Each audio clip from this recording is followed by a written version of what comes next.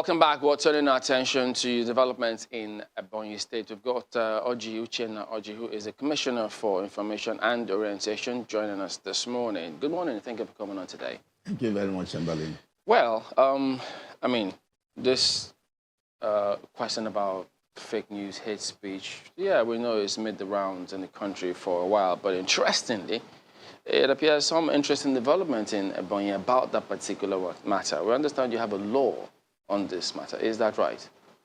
As a matter of fact, conscious of the very consequences of hate speech, fake news, and a lot of provocative publications made against institutions and persons that are really aggravating issues of violence and distrust to the society. Ebonyi State government had to really, through the House of Assembly, make a law on hate speech and fake news, and we call it a Cybercrime Prohibition Law 012 of 2021. And I can tell you that that law has come into effect in the Ebonyi State. It was passed and assented into law by the governor in September.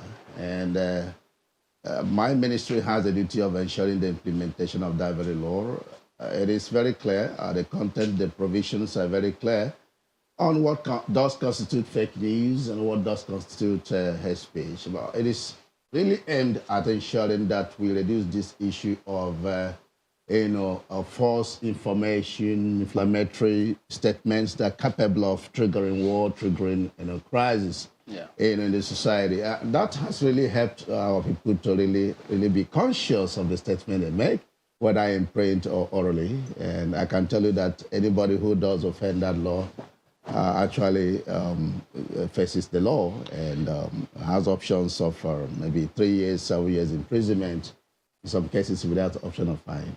Why did the state think that it was necessary to come up with that, especially when the laws, the Constitution already has laws that makes provision for defamation of character and libel, which takes care of some of these things? Yeah, defamation and libel, they are somewhat civil matter. But this is purely criminal matter that if you do offend, you are brought before the law by way of criminal prosecution. And I want to say that it is actually very apt because I tell you the major source of violence in the society now is fake information dished out from anywhere by social media operators, some who would just get to the social media and begin to send some, somewhat information that can cause crisis, information that can cause even, communal clash and all of that. And we feel that through this provision, it is going to really make people to be conscious and be responsible and accountable to whatever information they give out to the public. How easy is it to get information from government? Because, as we all say, nature abhors vacuum. So if people cannot get information and they can get it from some other sources that are not credible, for want of a better word, the challenge then would be, they would want to just get the information out. And then what governments at various levels have done over time is to play catch up to all of these things. So how easy is it to get, for people who need information, to get information? Yeah, of course, the issue of freedom of information law is everywhere. And so if you, as a social media operator, want to get that information, you need to go to the proper authority. Now, if you are a professional, for instance, you are a social media operator, or even a journalist, the principle of comparing information is very important. In law, we call it a principle of fair hearing.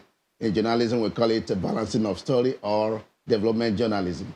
It is important at this point in time that we must emphasize development journalism in the body politic. So if you hear anything, especially damaging information that is capable of damaging the personality or reputation of Makinde or the society or an institution, what you need to verify from the other side in order for you to come up with a balanced story. That way you are building the society. And that is actually what we need at this point in time. You see fake news being dished out from outside the shores of this country.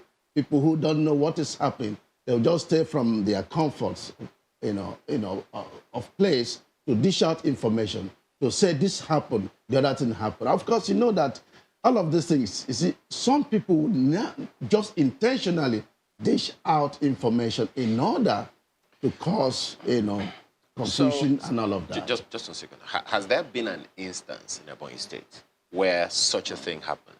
We've had 3 cases, and one of the cases, we should be the third case.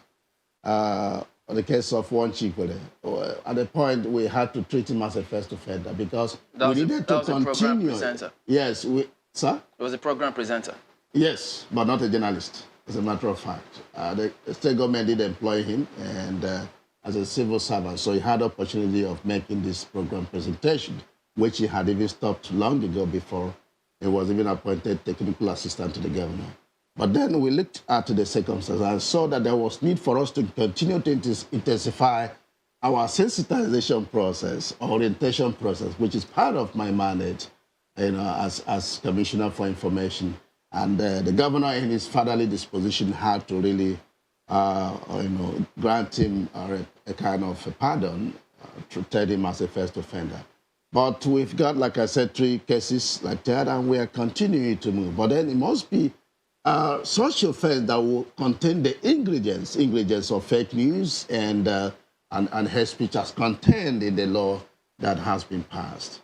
How open is Ebonyi State to the state's funding of projects, to giving information, that kind of information out to people so that they know how their resources is being dispensed on their behalf by government? You have a very responsible and responsive ministry of finance and economic development that has got a digital platform where everything that we do on daily basis, whether it is contract or kind of job, or is a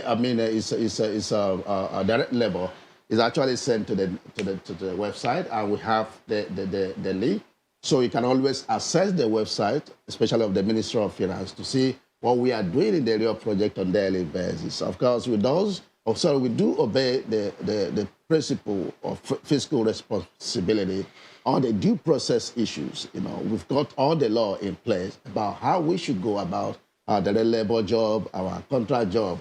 But I want to assure you that the people at home with the Ebonyi State government's way of dispensing, with projects, contract and the labor. That is why even the budget office in Abuja had to say that the Ebonyi State is the first state, the best state in the area of prudent management of resources, and one of the 4 best in transparency and accountability. And that wasn't fake news? Not at all. So how do you determine hate speech? Yeah, like I did say, the ingredients are very clear in the law. That of fake news, the ingredients are very clear. But essentially, whether fake news or hate speech, you are looking at the capacity, the propensity. Yeah, tell us about the hate speech so that people can Yeah, hate speech, when you dish out an information that is targeted at causing people, the public, or a group of individuals to have a level of hatred, or even our party, or even a level of, undermining, your reputation, your integrity, your credibility, it goes to the issue of hate speech. And it's not only to an individual, it's not only to government, but also to institutions within the state. And when it happens in such a way and manner that people will say, this man is nothing, that's why I spoke about the law, 1999 Constitution, which talks about defamation and libel. It talks about this: if you impugn somebody's integrity or character such that the public loses that, you defame him in part of the people, he goes to court. The person can choose to challenge. But you say it's criminal or civil. So for the hate speech which you spoke about, isn't that a subjective matter? Yeah, it's really applied objectively, because you look at the ingredients. It is the court. It's for the court to decide that at that point. Yeah, but somebody has got to think that this is hate speech, and then he or she goes to court. Yes. So isn't that point a subjective decision? Yeah, at that point of decision by the court needs to look at the ingredients, the components or the elements that make up hate speech or fake news, and court will have to decide. That's why even at the point of trial, you still have your right. And if the court, you think didn't, apply the law rightly, you need to go on appeal. So you still have all of this, leverages, in the law So court. which one is fake news? How do you determine that? Yeah, fake news is fake news. A news that is fake, a piece of news that is fallacious, that is false, that is aimed at confusing the people, making them feel that black is white. It's really fake news. So if in all someone its says that, ramifications. if someone says that a certain person came into a place, and then he sat, whereas he didn't sit, he stood, would that be tantamount to fake news? Will it be capable of sullying their reputation or causing people to feel bad about the situation or to hate somebody? It must have the complete ingredients, So that is the very, important, part of it. Being capable of causing, people to hate you. But if it's not capable, then it's not hate speech or a fake news. Why is this so important to the state government? Because, I mean, this is something that lots of people have spoken about and thought that there are development issues in the state and in the country that they should focus on. Why are they seeking to always clamp down on the people, whereas we have sufficient laws about this? I mean, we know that governors and presidents they are immune from certain prosecution, but they keep wanting to clamp down on people who, put information out there. Yeah, this is an orientation process. We need to find ways through persuasions, through advocacies, through legislations to make people to understand the need for us to be, reasonable and to be refined the way and manner with those things. It's going to augur well in the society. To say things the way the government wants to Not hear the way it. the government, the way humanity does want it. It's important. But it's the government that passed and came up with this And law. The State Assembly passed the law. The people won't bother about some of these. Yes, it's not only offense against government. It can be an offense against Mr. Chamberlain. What is important is that the society is involved. That is, if this happens, how will the society feel? Will it cause confusion? Will it cause violence? Will it cause war? Will it cause, a level of apathy? These are very important issues that we need to consider. Will it really cause a kind of attack on the integrity of your institution or your personality or that of government? So it's not only government alone. Government has a duty to protect the society, to protect the human persons within the state. And that is one of the measures. So did the states complain, or did the people complain that they were not getting protection from government about this before this law came? Of course, you know that. You know what is happening in the society. Of course, in the southeast and of course No, I mean in the state. Yes. The state. Yes, that's what I'm saying. The people complained that they wanted this hate speech bill. Of course. Because, of course, the lawmaking processes. Of course, the conceptualization was from the executive. There was an executive bill. And, of course, the lawmaking processes. So it was the executive that complained? Yes, including public. No.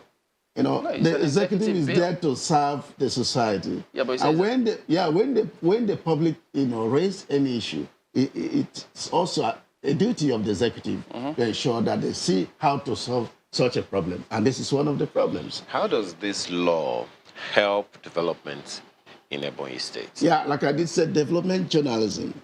And helps making sure that you do all those things that will bring about peace, that will bring about security, that will bring about love and trust for one another.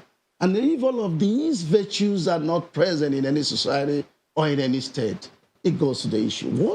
One of the reasons why we are suffering in Nigeria in the area of security and distrust is because of fake news. Sometimes some would say the issue of distrust is a function of lack of justice or good governance. Yeah, it is one of the functions.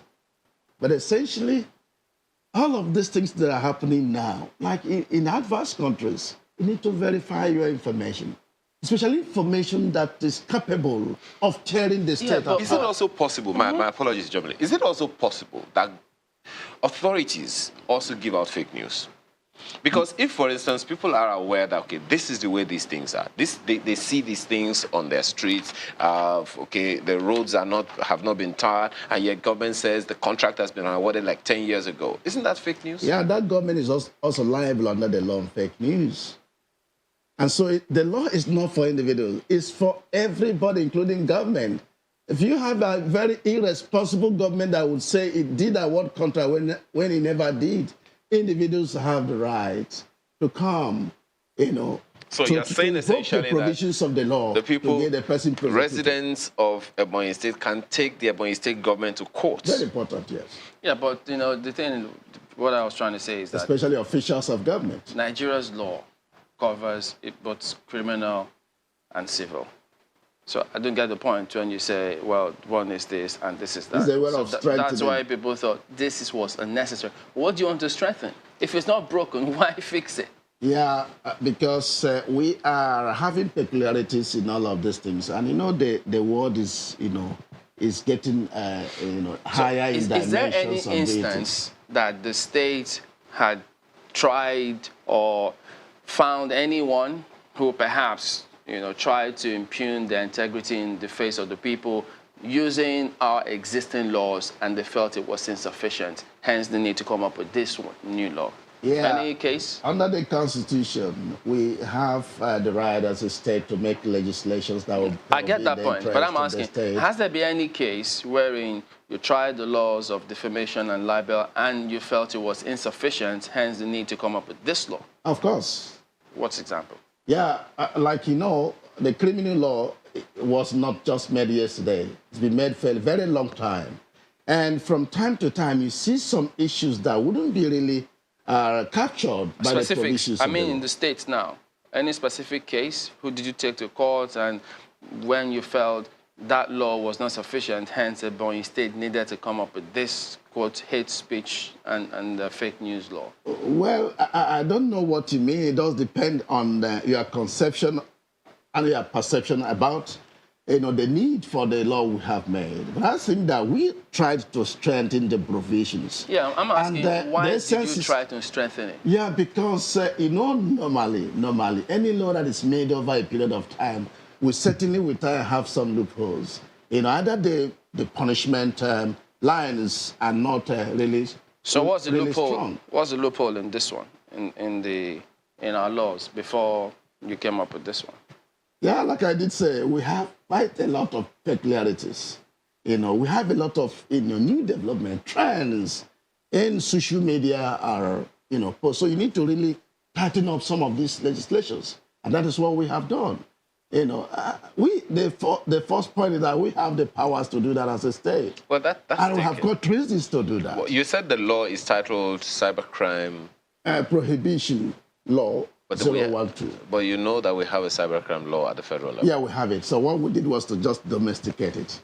You need to domesticate, acts of the National Assembly in order for it to effectively work in the state. And that's all about strengthening that I did say. You could decide to really invoke those acts of the National Assembly, but you need to really domesticate it, bring it down within the confines. Looking at what are the things? What are the things in this Ebonyi State domestication version that is peculiar to Ebonyi and not Oyo or Kano or Kaduna? Yeah, I don't have the law. I would have shown you, but it is actually a principle of law that any act of the National Assembly for a state to effectively assure those provisions, you need to bring it down to domesticate it. Of course, you need to also really integrate some of the peculiarities of your state. Is this domestication? Because you say you made this law. Isn't it different from domesticating it? Yeah, it's all about making law. It's a law-making process. You have to bring it down. Do the same needful. Send it to the House of Assembly if it's an executive bill. Then the process of lawmaking, first reading, second reading, of course, third reading. Has the Child Rights public hearing too. Has the Child Rights Act also been domesticated? For a long time.